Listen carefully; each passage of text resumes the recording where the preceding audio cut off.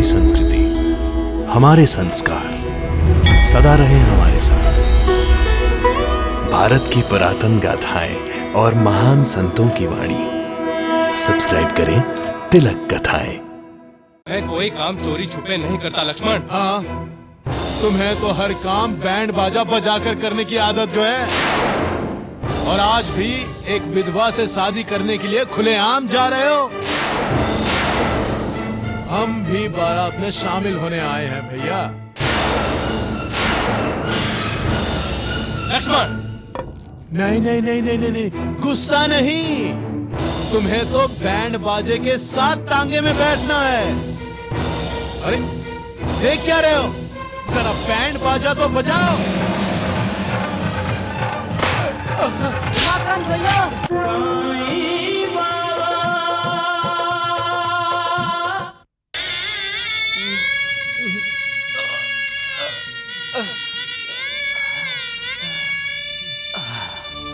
कहाँ जा रहे हैं आप? माँ सप्तशृंगी के पास। अरे अभी अभी तो बुखार उतरा है आपका, आराम कीजिए। पहाड़ चढ़कर मंदिर जाएंगे तो? मुझे जाना ही होगा। आज मैं माँ से पूछूंगा, मैंने बुरा कर्म किया है तो उसकी सजा वो मुझे दे। मैं भुगतने को तैयार हूं। मेरी बेटी को क्यों सजा दे रही है? और मैं प्रार्थना करूंगा कि सुकन्या सुखी और सकुशल हो।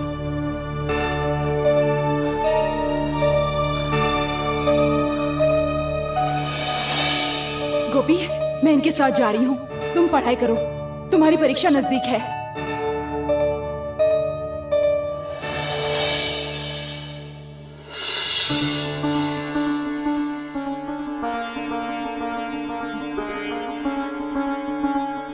गोपी, गोपी भैया। सुकन्या दीदी, खूब पढ़ाई हो रही है गोपी भैया। परीक्षा नजदीक है ना, इसलिए हिंदी पढ़ी जा रही है। पढ़ो पढ़ो।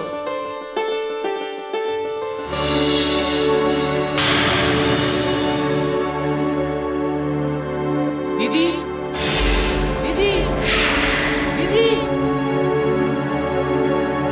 दीदी, मुझे तुम्हारी बहुत याद आ रही है दीदी। वापस आ जाओ। तुम नहीं हो यहाँ तो मेरा मन पढ़ाई में नहीं लग रहा है। मैं पढ़ाई नहीं कर सकता दीदी। मैं पढ़ाई नहीं करूंगा। मैं पढ़ाई नहीं करूंगा दीदी।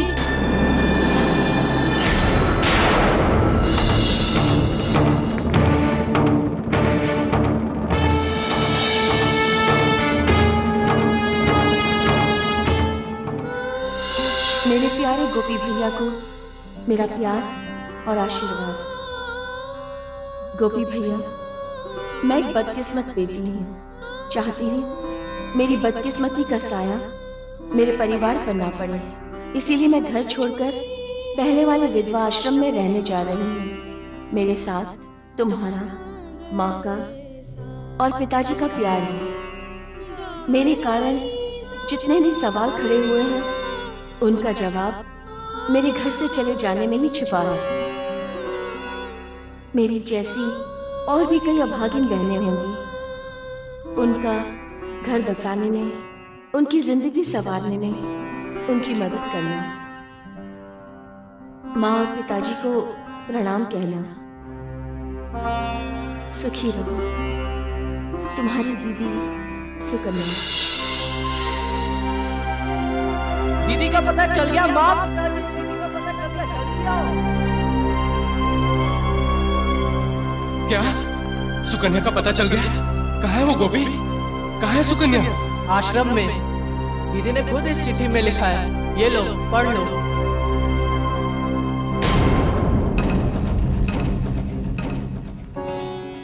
आसमान साफ हो गया, बादल हट गए,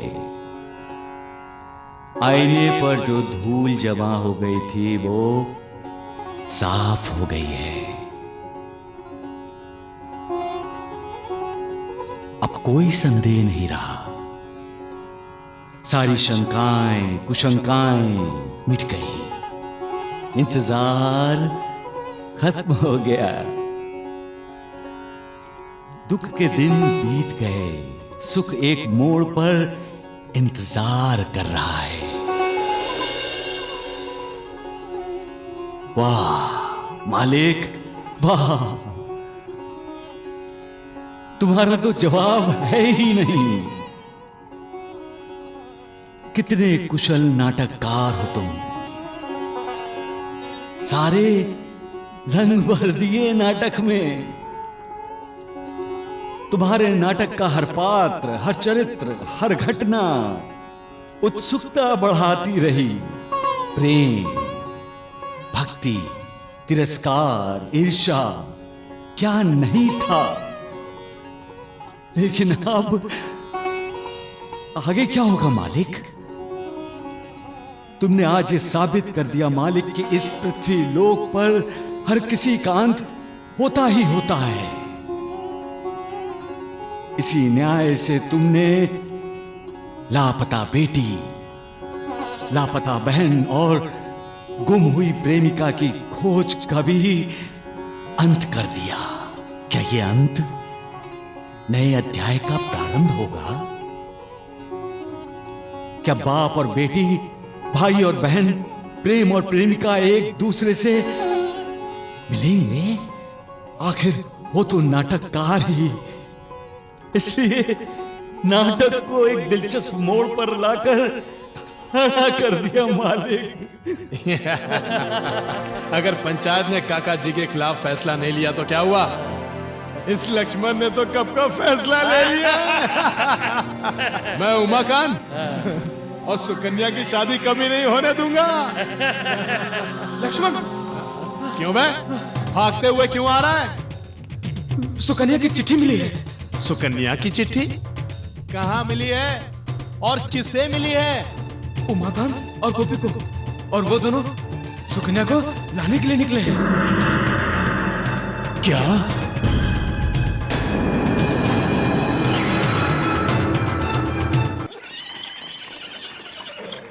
क्या सोच रहे हो गोपी? हम माँ और पिताजी को बताए बिना ही चले आए।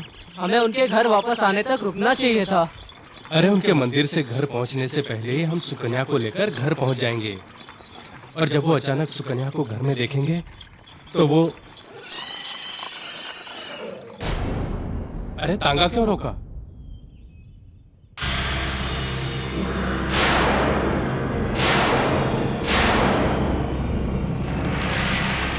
लक्ष्मण, तांगा क्यों रोका है?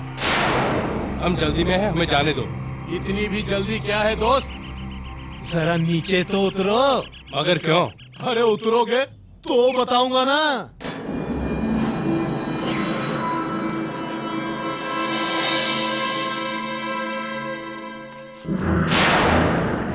तुम क्या समझते हो उमाकांत? बिल्ली ने आंखें बंद करके दूध पी ली तो क्या दुनिया ने आंखें बंद कर ली? मैं कोई काम चोरी छुपे नहीं करता लक्ष्मण। हाँ, तुम्हें तो हर काम बैंड बाजा बजाकर करने की आदत जो है, और आज भी एक विधवा से शादी करने के लिए खुलेआम जा रहे हो। हम भी बारात में शामिल होने आए हैं भैया। लक्ष्मण, नहीं नहीं नहीं नहीं नहीं नहीं, गुस्सा नहीं। तुम्हें तो बैंड बाजे के साथ टांगे में बैठना है। अरे देख क्या रहे हो? जरा बैंड बाजा तो बजाओ। उमाकांत भैया,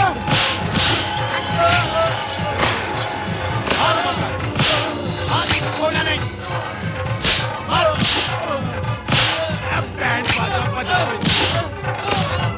बजाओ बैंड बाजा।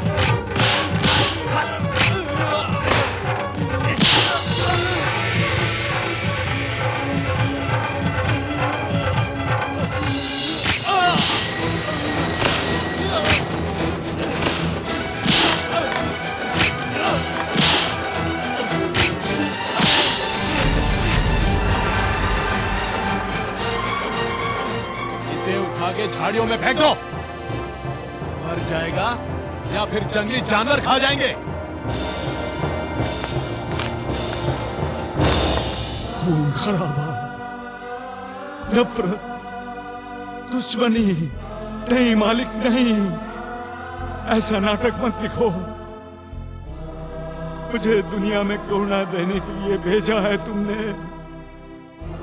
ऐसी दुश्मनियां कराते रहोगे मालिक तो मेरा काम तो कभी पूरा ही नहीं होगा मालिक। आज देखने को मिला मालिक, इंसान में ही शैतान छिपा होता है। ईर्ष्या, नफरत इंसान को मौत के दरवाजे तक ले जाती है। इसका आज तुमने साक्षात्कार करा दिया। परिवर्तन सृष्टि का नियम है, ऐसा सभी कहते हैं, लेकिन परिवर्तन जब होने लगता है तब उसका कितना विरोध हो सकता है, ये आज तुमने साफ दिखा दिया मालिक। रहम करो मालिक, दया करो। इंसानी मुखौटे की आड़ में छिपे हुए शैतानी चेहरे का दमन करो मालिक। प्यार तो भक्ति का रूप है। एक दूसरे से सच्चा प्यार करने वालों को सजा मत दो मालिक, उन पर कृपा करो। आशीर्वाद दो मालिक, आशीर्वाद दो, आशीर्वाद। हमें भागना नहीं चाहिए था, हमें उमाकांत भैया को बचा लेना चाहिए था। हम भागते नहीं तो वो लोग हमें भी मारते। पर उमाकांत भैया, हम वापस चलते हैं। मोड़ो टांगा। आप क्या मोड़ना टांगा? वो देखो आश्रम, आप दोनों यहीं आ रहे थे ना? मेरी दीदी इस आश्रम में है, मैं अभी जाकर दीदी को लेकर आता हूँ। यहीं ठहरो तुम। हाँ हाँ।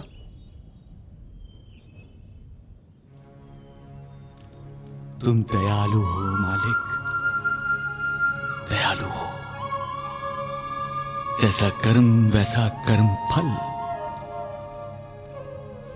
इस नियम का पालन निष्पक्ष बुद्धि से करते हुए भी तुम्हारे दिल में अपनी संतान के लिए ममता होती है, और तुम वो ममता उस पर लुटाते भी हो। वो निराश होता है तो भी उसे कहते हो कि निराश मत हो। सुख तुम्हारे दरवाजे पर दस्तक देने के लिए आ रहा है। तुमने तो बता ही दिया कि पांडवों को और श्री राम को भी वनवास जाना पड़ा था। इंसान को भी दुखों के वनवास को स्वीकार करना होगा, वरना दुख का महत्व इंसान कैसे जानेगा।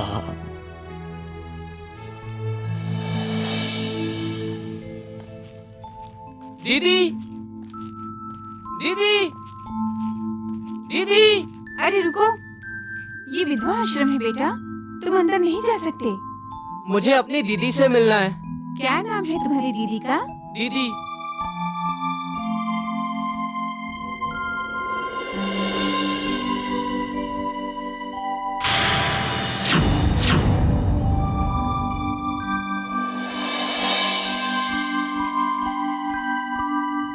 गोपी। दीदी। गोपी। दीदी। मेरे भैया। दीदी। कैसे हो तुम? तुम नहीं हो दीदी तो घर सुनसान लगता है। माँ, पिताजी हर पल तुम्हें याद करते हैं। और क्या? अपने आप को अपराधी मानते हैं। तुम कैसी हो दीदी? मैं खुश हूँ।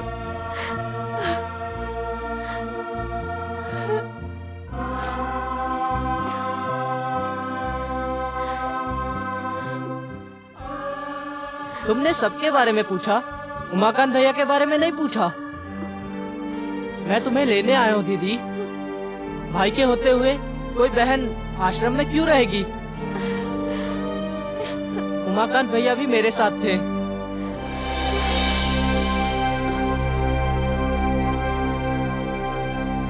लक्ष्मण और उसके साथियों ने उसे तांगे से उतारकर क्या किया? झगड़ा किया? उसे लाठियों से मारा दीदी। पता नहीं उमाकांत, तुम मेरे साथ चलो दीदी, वरना वो गुंडे उसे मार डालेंगे।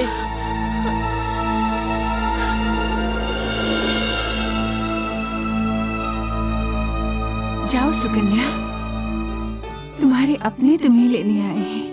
ये देखकर सुनकर यहाँ की बाकी औरतों को ये आशा तो हो गई कि कभी न कभी उनका भी कोई अपना उन्हें लेने आएगा। तुम जाओ, आश्रम के नियमों का जवाब मैं दूंगी।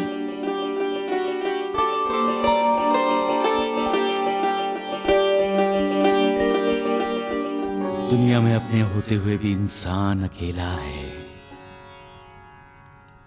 जब तक उससे इंसान को मतलब है तब तक अपने हैं, और जब मतलब नहीं रहता तब अपने पराये हो जाते हैं।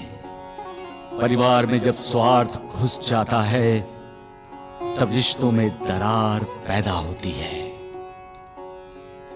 इंसान को ये नहीं भूलना चाहिए, कल उसकी भी दशा ऐसी हो सकती है कि उसके अपने ही उसे किसी आश्रम में भेज सकते हैं। इसलिए निष्पाप बच्चा अच्छा और सच्चा है। जिसकी अपनी बहन पर श्रद्धा है, जो अपनी बहन को प्यार करता है, उसे सुखी देखना चाहता है।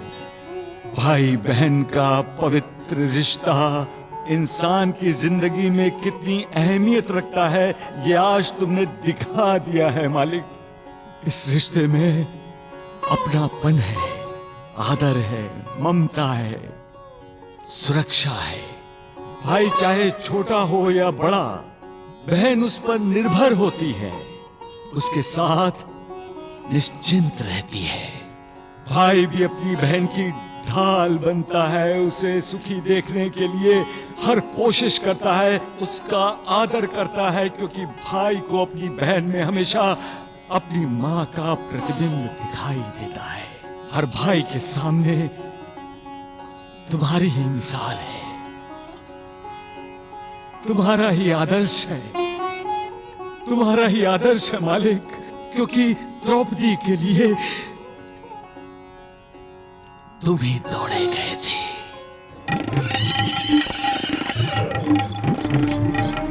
तेज दौड़ा और तेज भगाओ इस घोड़े को तांगे वाले।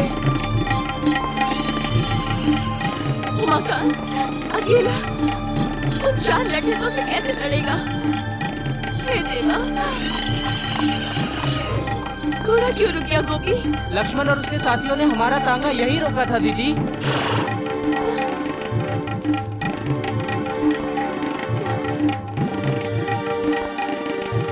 यहाँ तो कोई दिखाई नहीं दे रहा गोपी। उमाकांत भैया, उमाकांत भैया, उमाकांत, उमाकांत भैया, कहाँ हो तुम उमाकांत? उमाकांत भैया।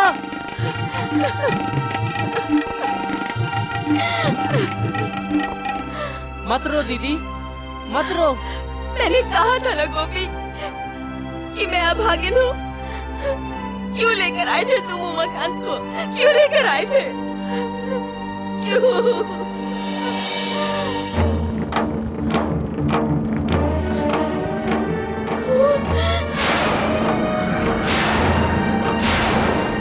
देखो कौन?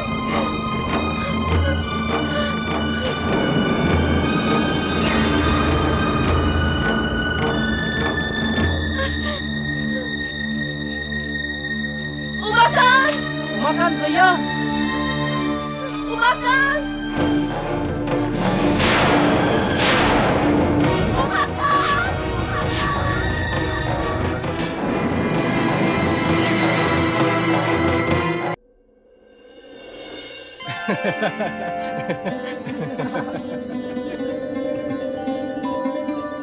तुम्हें हंसता हुआ देख के मेरी जान में जान आ गई।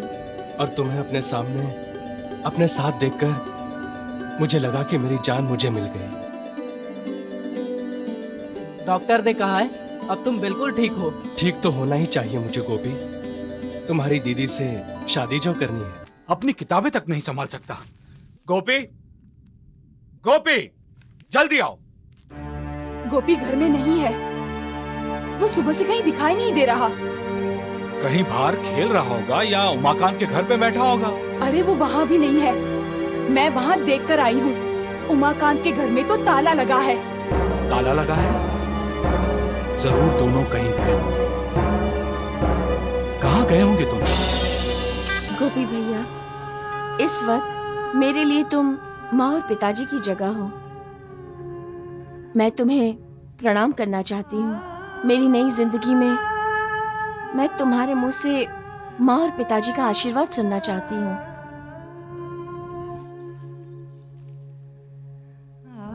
तुम दोनों एक दूसरे को हमेशा प्यार करते रहना।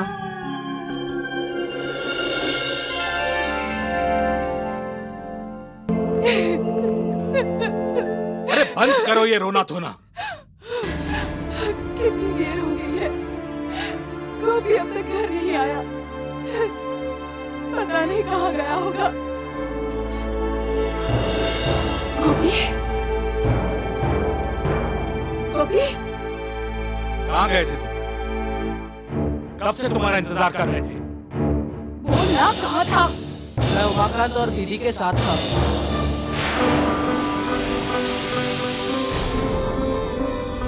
दीदी? दीदी के साथ? कहाँ है दीदी? कहाँ है सुकन्या? दीदी और उमाकांत ने शादी कर ली पिताजी। शादी कर ली तो तुम्हारे साथ घर क्यों नहीं आई? दीदी की चिट्ठी मिलते ही जब मैं उमाकांत के साथ दीदी को मिलने जा रहा था तब लक्ष्मण ने हमें रोका। उसने और उसके साथियों ने उमाकांत को बहुत मारा।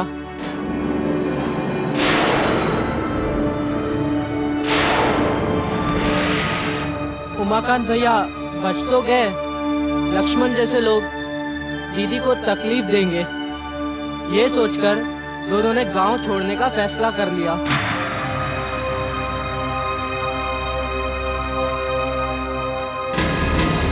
कहाँ जा रहे हैं आप?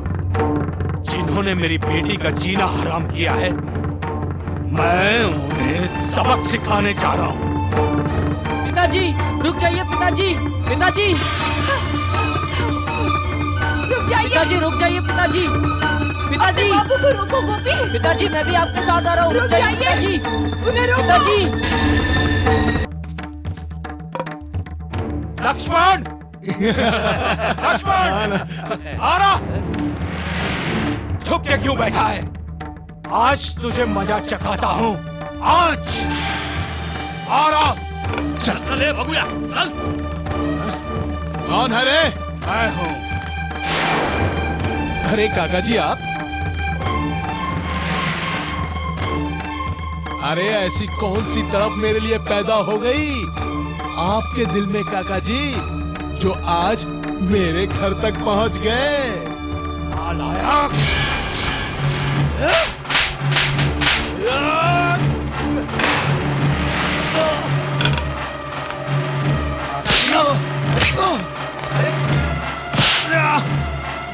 क्या कर रहे हैं काका जी? काका जी, वही कर रहा हूँ जो मुझे बहुत पहले करना चाहिए था। रुक जाइए काका जी।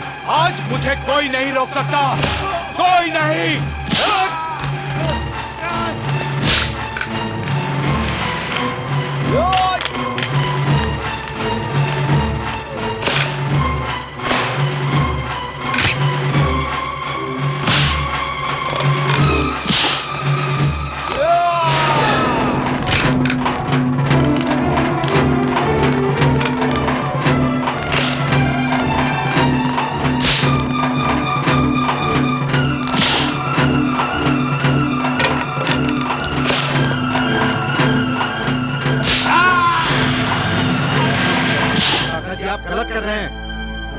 कर रहा हूँ, ठीक कर रहा हूँ, उचित कर रहा हूँ।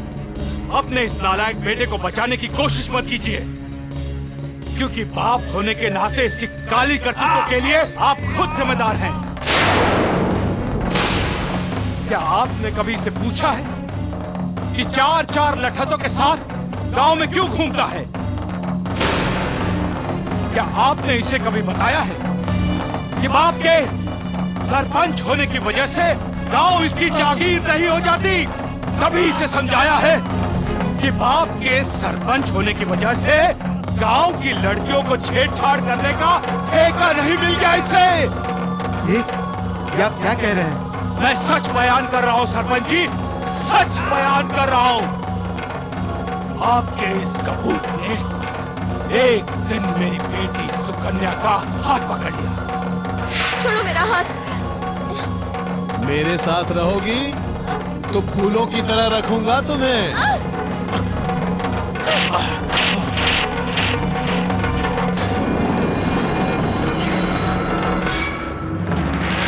इस थप्पड़ का जवाब तुम्हें जरूर मिलेगा। उमाकांत के सपने देखती हो ना, कभी पूरे नहीं होने दूंगा, कभी नहीं। मेरी बेटी के सपनों को आग लगाने के लिए इस नालायक ने उमाकांत का सिर फोड़ा और उसे मरा हुआ समझकर झाड़ियों में फेंक दिया, सिर्फ इसलिए कि ये सुकन्या से शादी करना चाहता था, मेरी बेटी को दुखी करना चाहता था। ये सरपंच जी, आपसे कह देता हूं, अगर आपके इस प्यारे बेटे ने गुंडागर्दी करने की कोशिश की तो मुझसे बुरा कोई नहीं होगा।